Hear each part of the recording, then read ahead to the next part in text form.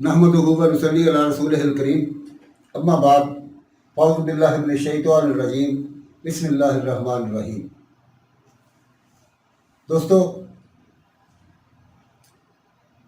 कल की नशिस्त में हमने हज़रत बाबा फरीदुद्दीन मसूद गंज शकर रहमतुल्लाह अलैह के करामात के बारे में बात की थी। आज हम बात करेंगे हजूर बाबा फरीदुद्दीन मसूद गंज शकर रहमतुल्लाह अलैह के विसाल की। अल्लाह ताला के कायम करदा दस्तूर के मुताबिक वक्त मुकर्रर पर इंसान को इस दारे फ़ानी से कूच करना पड़ता है।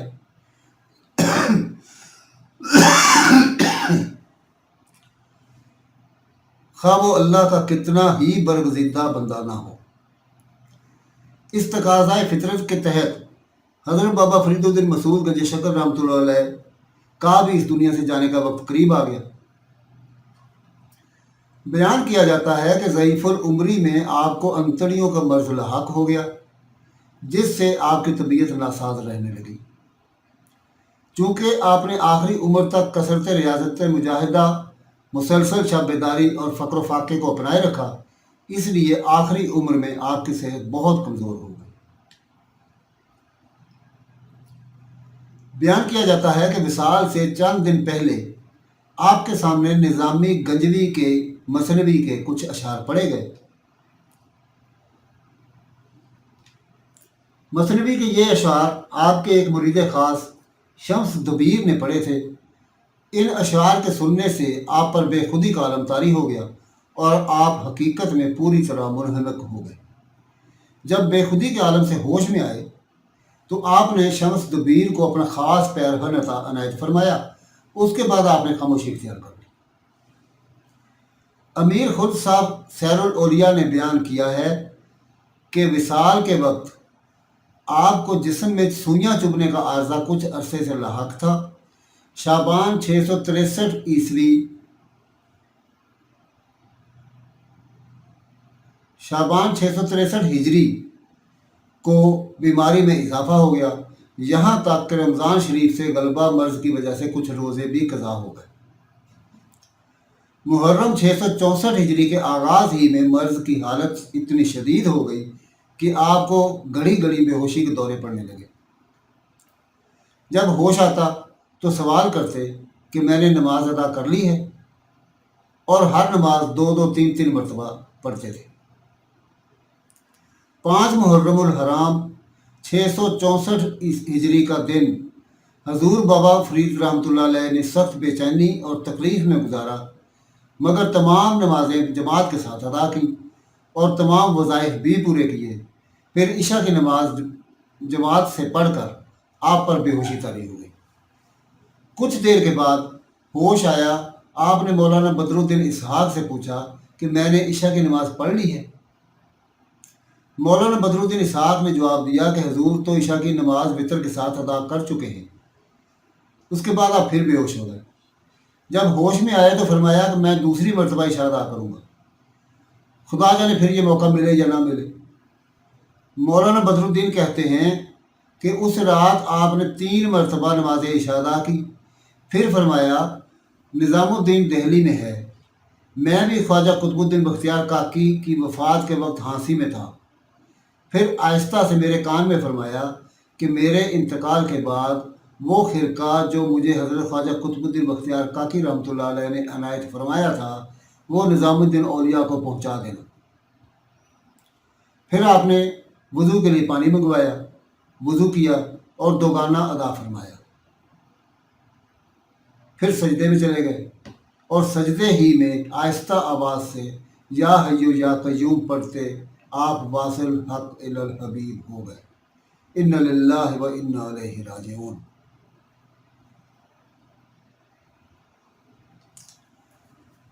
इसरार औलिया मतबूआ उर्दू साइंस बोर्ड लाहौर के सफ़ा 190 पर लिखा है कि हज़रत बाबा फरीद गंज शकर का सने विसाल 5 मुहर्रम 664 हिजरी मुताबिक 15 अक्टूबर 1265 ईस्वी है।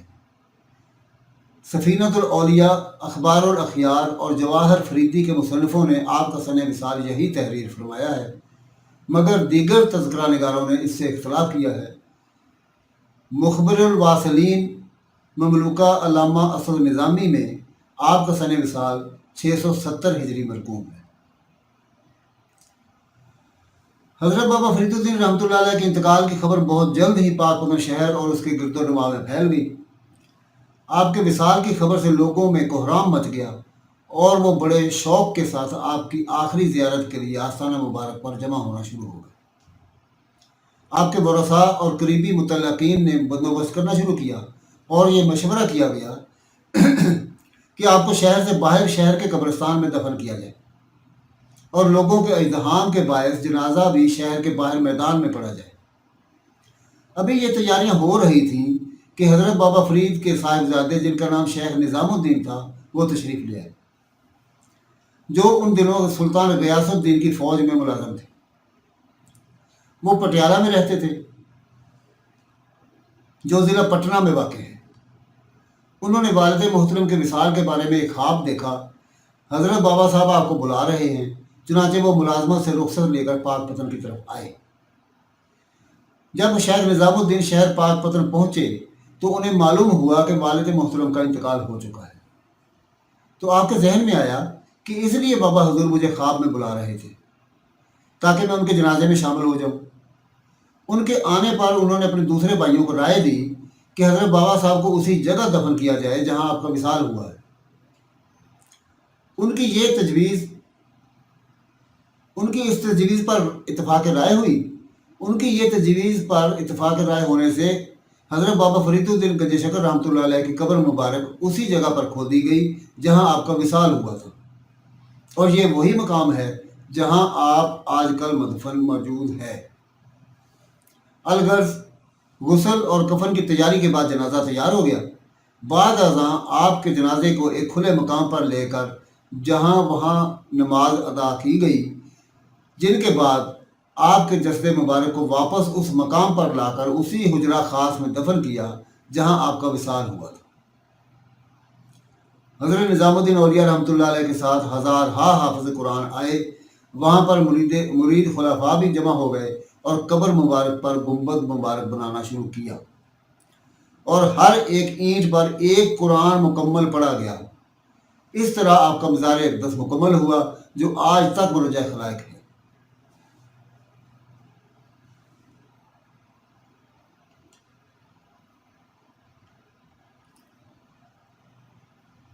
آپ کی ازواج و اولاد سے متعلق درج ہے کہ مناظر ولایت کے حصول کے بعد حضرت بابا فرید گنج شکر رحمۃ اللہ علیہ نے سنت مصطفیٰ صلی اللہ علیہ وآلہ وسلم کے مطابق ازدواجی زندگی اختیار کی۔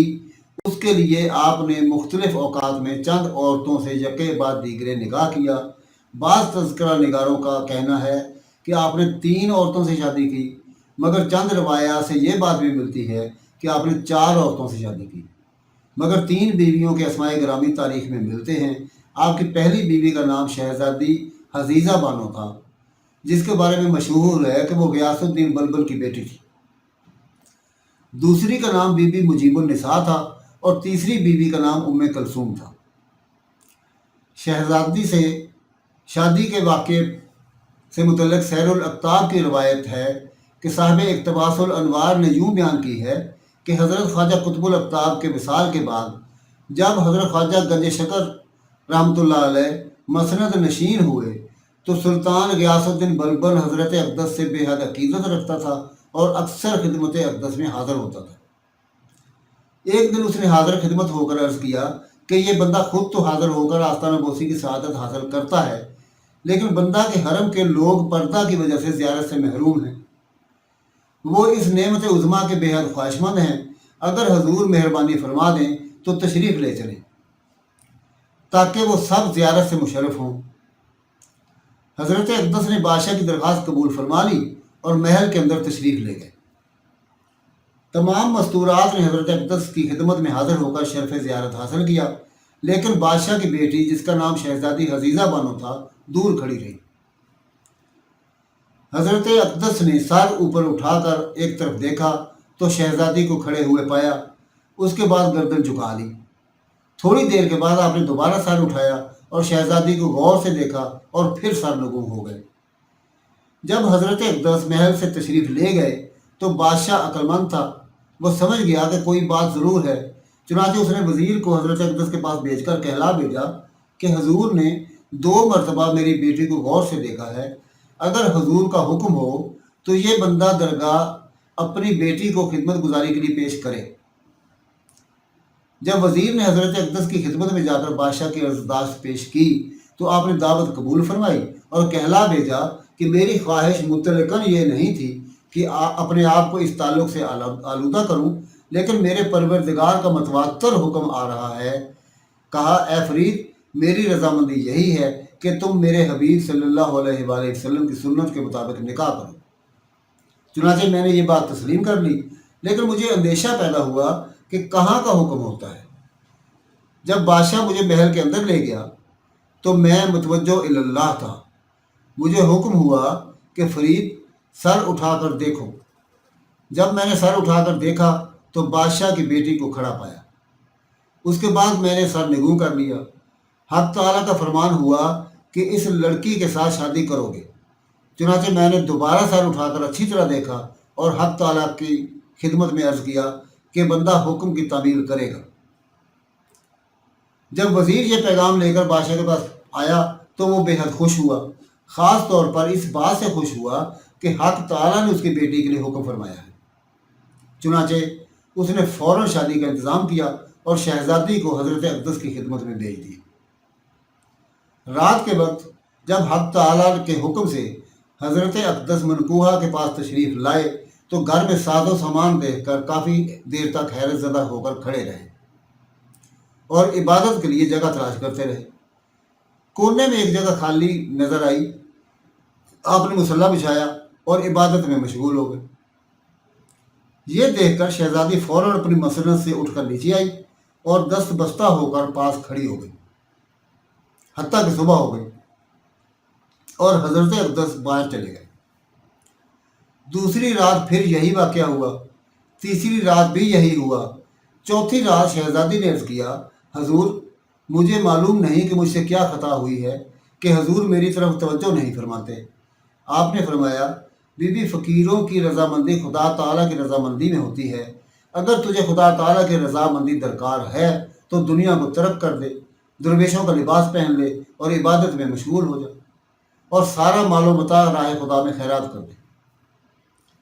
بی بی نے یہ سنتے ہی دوسرے روز فوراً سارا مال و متاع درویشوں کو دے دیا اور گھر میں کوئی چیز نہ رکھی۔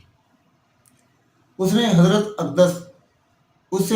اقدس بہت خوش ہوئے اور بادشاہ کے محل سے جو اس نے اپنی بیٹے کو دیا تھا باہر آ کر احباب سے کہا کہ ایک جوڑا موٹے کپڑوں کا میرے اہل خانہ کے لیے لاؤ۔ شیخ محمود معینہ روز وہاں موجود تھے، وہ اٹھ کر چلے گئے اور کپڑوں کا جوڑا لا کر پیش کیا۔ حضرت اقدس نے وہ جوڑا حضرت بی بی صاحبہ کو پہنایا۔ جب بادشاہ کو اس بات کی خبر ہوئی تو اس نے اسی مقدار میں دوبارہ مال و متاع بھیج دیا۔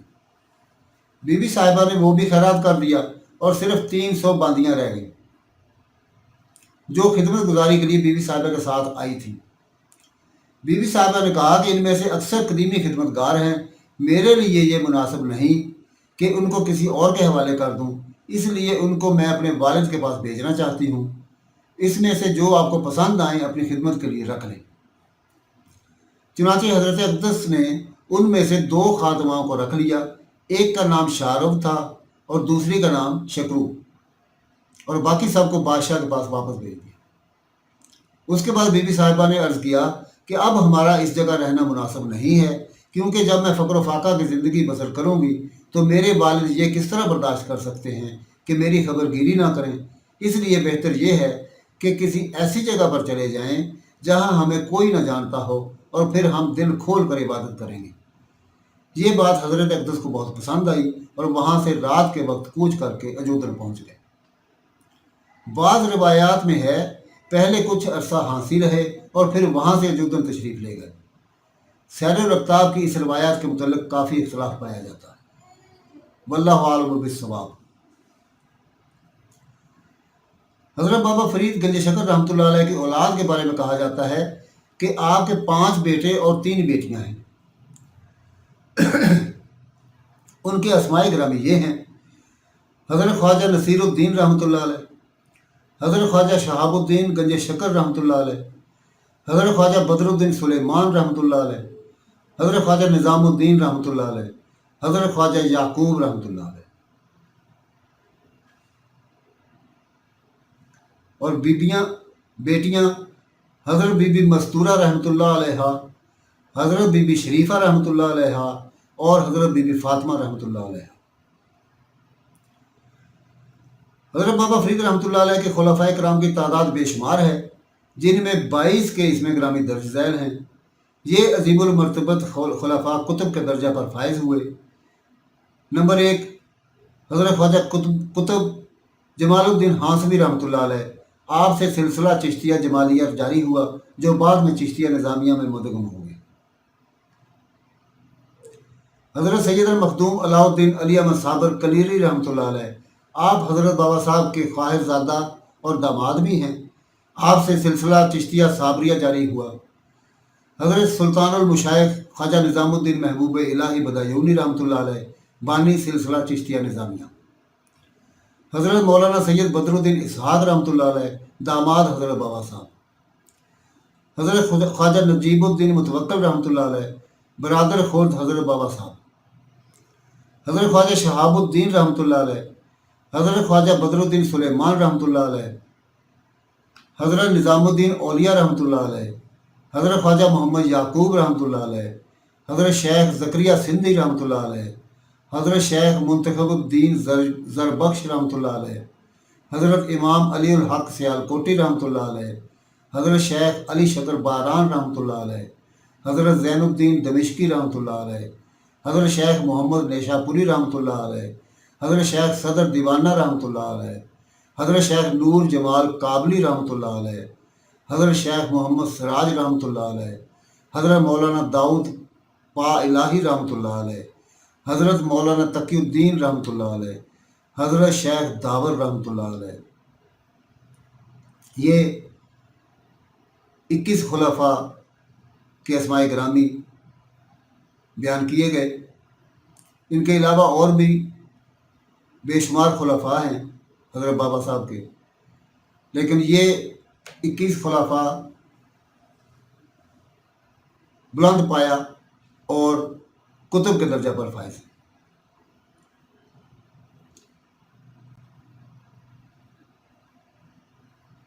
آج کی نشست یہاں پر تمام ہوئی۔ حضور بابا صاحب رحمۃ اللہ علیہ کی ازواج، اولاد اور خلفاء اور وصال مبارک کے حوالے سے یہ ساری گفتگو کی گئی، تو انشاءاللہ ہم اگلی نشست میں حضرت بابا فرید الدین مسعود گنج شکر رحمۃ اللہ علیہ کے اقوال بیان کریں گے۔ وما علینا الا البلاغ المبین۔